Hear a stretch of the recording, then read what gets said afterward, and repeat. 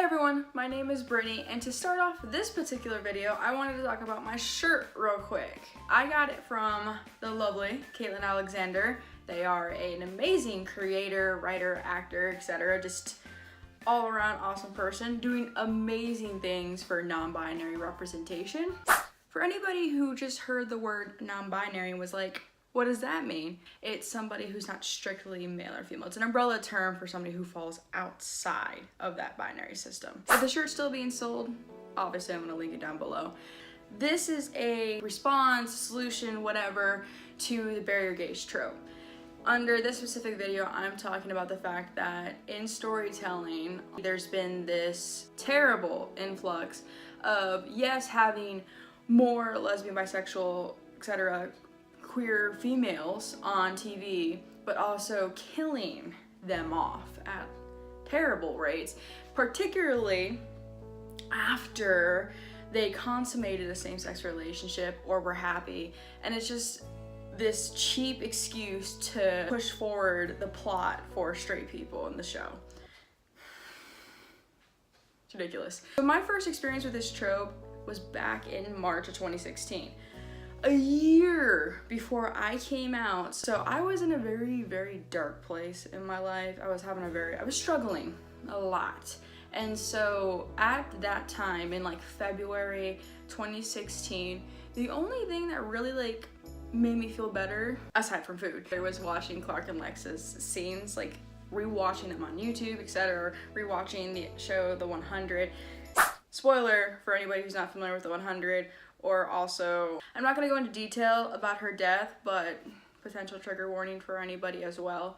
It was like a comfort to me as I was coming to terms with my sexuality. Of course, seeing this like amazing same-sex couple who were just so badass. And because like that's the thing is, I've seen queer female characters on TV before.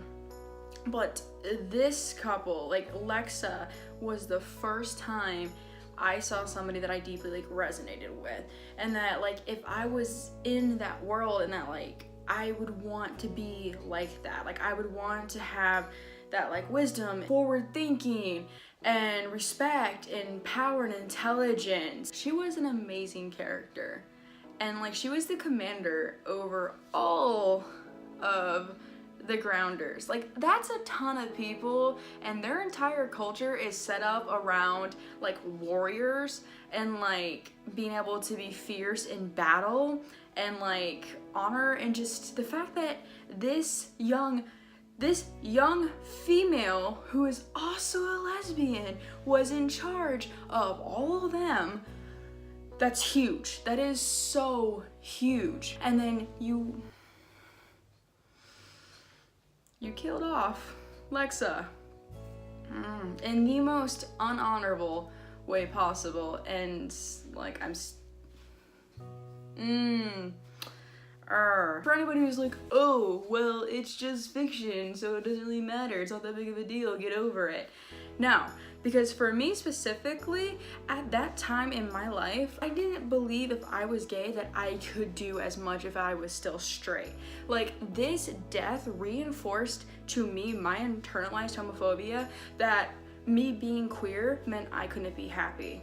And it meant that I couldn't be as successful or as smart, or I couldn't be in love. And so no, it's a pretty big damn deal, because I can only imagine, not even, how many other people that message sent to them as well.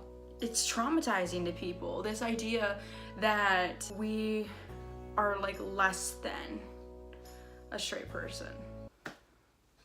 So I absolutely love The Marry Your Gays. I really picked up on it in Couple-ish, a web series, and there's also Carmilla, just to have this theme that just because you are queer does not make you less than or less deserving of anything else. Great series for you can invest your little gay heart into the ships.